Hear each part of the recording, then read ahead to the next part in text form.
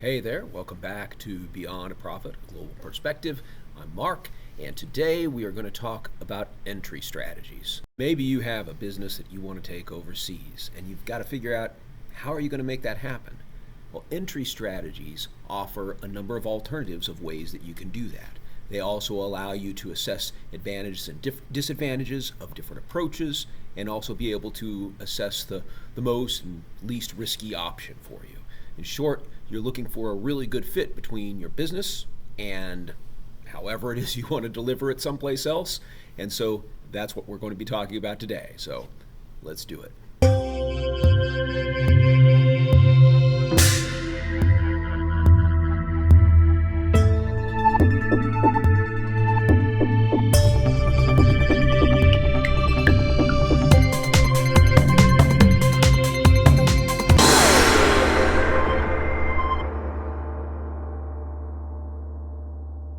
And as usual, please like and subscribe. If there are things that you find valuable here, please share. Also comment below and let me know what you think. Let me know if there are some topics that you'd like me to explore further in future videos.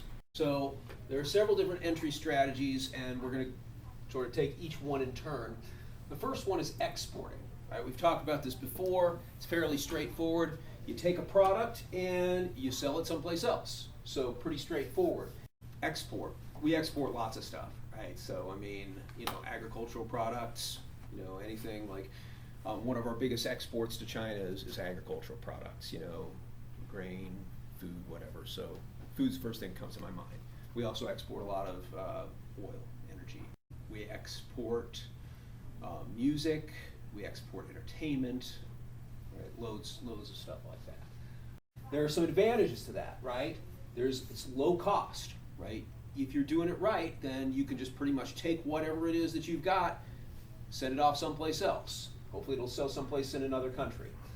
It's highly efficient, right? You're taking that thing and you're selling it elsewhere. So you don't have investment, you don't have to change it, and you may benefit from favorable government policies. When you're exporting stuff, the government loves that. There's potential for income and taxes and so on. In fact, they may even give you incentives and tax breaks in order to try to make that business go. So there's great advantages in that approach. Some of the disadvantages, well, can be expensive, may not be worth it. Like if there's something that can be made cheaper elsewhere, you have to change the way you're doing something, that can be expensive. There may be high transport costs and slow travel time, depending on where you're going and how you go about doing that. There's tariffs. Tariffs can be a barrier toward being successful. And there are also exchange rate risks. So we've talked about this a little bit before, but rates go up and down depending on the day. And so if I decide that the transaction is going to happen upon arrival, and that may be a week, 2 weeks, 3 weeks from that day or something, it may be more difficult for me to predict what that price might be. If I do it today, I might be like, well, maybe it's not so favorable as I think, and maybe it would be better to do it in the future. So there's different ways you can approach that, but whenever you're doing this kind of an exchange, there's always a level of risk, just in terms of deciding at what point are you going to make that exchange. All right, so another entry strategy is turnkey. That is, somebody hires you to build a facility in another country, then you turn over the key when you're done. Right? Construction projects. A company may take on a turnkey construction project to design, construct, and deliver a fully functional building or infrastructure to the client. Information technology projects. A turnkey IT project could involve setting up entire IT infrastructure for a client, including hardware, software, network, and security solutions. Renewable energy projects, manufacturing plants, healthcare facilities, entertainment and theme parks, oil and gas facilities, right? So you're not running the business, you're building the business, and then you're walking away when you're done with it. Some of the advantages, first of all, there's more revenue in the short term, like if there are foreign direct investment restrictions, then it is a way for you to get into that country under more restrictive circumstances, and you may be able to make some money that way. You're just getting into the market. Second thing It's less risky than a regular foreign direct investment. That is, like if the country is politically unstable, all you're doing is you're just bringing the business to them, turning over the key, you're out of there, not your problem anymore, right? You take the money and run. Some disadvantages, there may be long-term losses potentially. So like if the project you left behind establishes a market, you don't have a stake in it anymore, then there's a possibility, at least for a missed opportunity. A second is possible competition, right? If you hand it over, will they compete with you elsewhere? So that's a potential risk. And then there may be a competitive advantage threat. Did you leave them some of your technology when you turned it over? And so that's another concern. Licensing and franchising, right? So this is a contractual agreement where one company, the licensor, makes an asset available to another company, the licensee, in exchange for royalties, license fees, or some other form of compensation. And they're very similar, but there are differences just mostly in terms of the fine print, right? So a license is a more limited time and can be renegotiated. A franchise tends to be a more long-term negotiated relationship. Franchising and licensing, again, I think that's pretty obvious. Restaurants are sort of the first things that come to mind, and maybe your Taco Bell or your Subway's maybe a turnkey franchise or something like that, but they are franchises nonetheless. So advantages to using licensing or franchising. One is easy income, right? They are paying you to get to do what you do, right? If you are, say, a Taco Bell or something, all you got to do is run the Taco Bell. You do it the way that we ask you to do it. And that makes it easy for you in that you're more or less collecting money off of that. Fast expansion. Franchises can enter into multiple markets, and especially if there's an opportunity for a first mover or something, or a second mover, you can get in there a lot faster. Better marketing. When you are offering a license or a franchise to somebody who is already in that country, they will probably know that market better than you know that market. They'll know the cultural intricacies better than you will. And you'll find that's true for a number of different entry strategies, as there is an advantage on getting somebody on the inside to do things for you, somebody who really understands the business at that place, or at least you need to try to find somebody who knows that business better than you do. And so that's part of what you're getting out of this is, you're making an agreement so they can take the franchise and they're going to be able to adjust it to the local market in ways that are appropriate.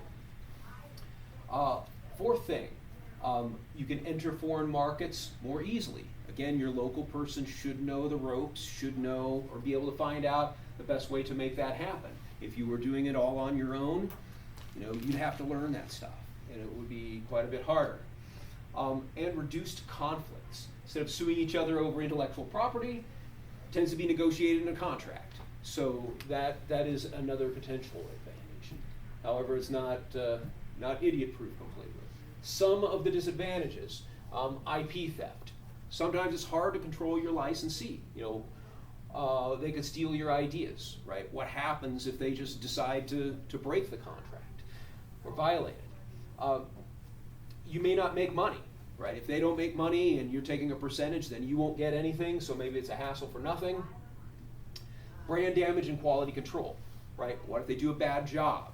What if they present your business in a way that you don't like them, that you don't want them to present their business, right? Is it going to mess up your image? Is it going to make it so that you'll be unsuccessful elsewhere because of the reputation that has been garnered for the way that it's been presented in this country?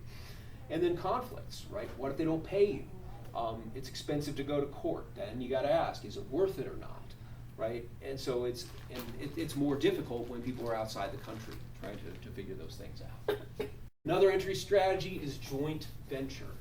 This happens when you have a single target country in which the partners share ownership of a newly created business entity, and then they combine their resources. So you have partner here, they get together and run it together.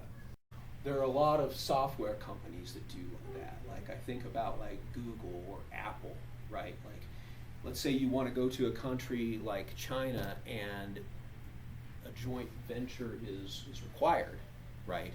then, or Microsoft, right? Microsoft cannot operate in China without somebody owning a 51% share of that version of that business in that country. So, there are lots of really huge businesses that engage in joint ventures because they have to. Some of the advantages: you get support from a local, which we've already talked about.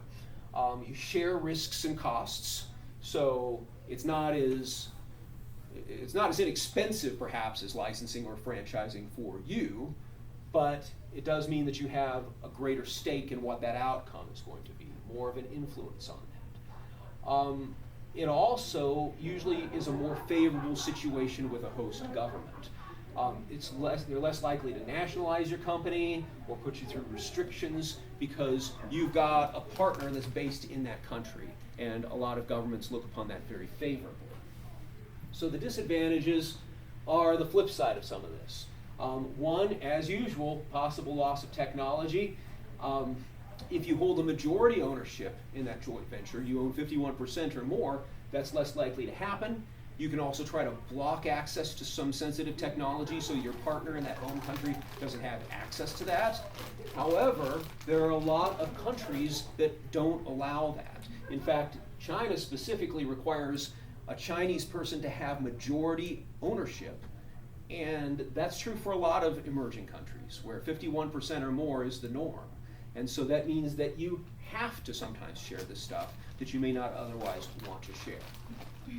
Second one is you may not have tight control over the operations, right? If you're the outsider and you're not as familiar, it's not your country and so on, it may be harder for you to influence what that outcome is going to be of that business, right? It may be the local that has more control. And then the third conflict, kind of sometimes when the opposite happens. Let's say you've been around for a while and you get more comfortable and you have strong opinions about this now. That may cause friction with the person who you've depended on for a long time, who they think that they've got it all figured out. Now you think you've got it all figured out, and you're butting heads sometimes in the process of trying to make things work. And the final entry strategies are wholly owned subsidiaries, and we're going to talk about two versions of that, one being a greenfield venture, and the other one would be an acquisition, acquiring a firm in the host country. That's basically what a greenfield venture is that you go out and you build something from scratch, right? It's a new business that you are opening there. And an acquisition basically being something that there's a business there and you're purchasing it, you're taking it over, you're making it your own.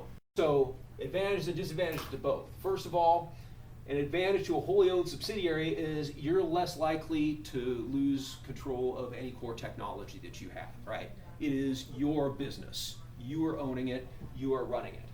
Second, you have more control over the operations because you do have control, right? It's yours.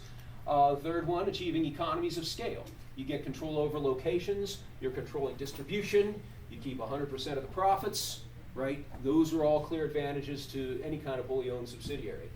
Some of the disadvantages are high costs, right? It's like you're not just giving somebody permission to run a franchise, right? You are owning, operating, you're doing it, which means your money's in it. And it also might mean that you lack local support and connections too, right? If you're doing it yourself, you may not have that local expertise, or at least you have to go try to find it. So looking specifically at advantages of greenfield investing, right? One is there's greater control to build what you want. It's easier to build new procedures and company culture than to convert an existing one. So you're really starting from scratch, and there's advantages to that. Some of the disadvantages: high costs, as in all wholly owned subsidiaries, and political risk. What if the government takes it from you? What if they make it harder for you to operate in some way?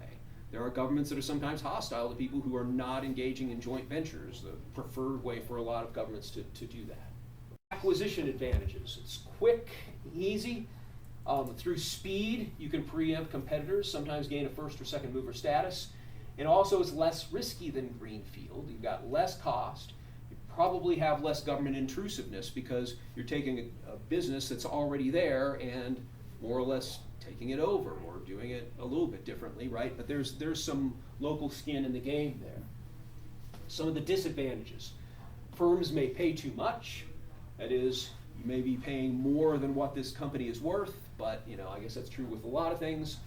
And the big thing really, I think, is cultural clash, right? If you're trying to take over a business and maybe it wasn't operating so well in the first place, and then you multiply that times cultural challenges and differences, then it can be a real challenge to try to manage your acquisition. This is a chart that illustrates kind of relative risk levels for different types of global entry. So we first started talking about export, and that really tends to be more of the low risk, low return option, right? You can take your thing, you can sell it someplace else, you probably don't have to change that much, you're just expanding your channels, you're making some money. That's one of the safest options. All the way over here on the direct investment side, when you're talking about greenfields, acquisitions, right? You're putting money into this, and you're putting ownership into this. And there is a much higher risk in doing this, but also there is potentially a much higher return. If you're working on a business plan and you're trying to figure out the best way to take your company into another country, Entry Strategies is a great place to start. It's certainly a very important part of any business plan if you're trying to figure that out. So, once again, I want to thank you for listening, and we'll see you next time.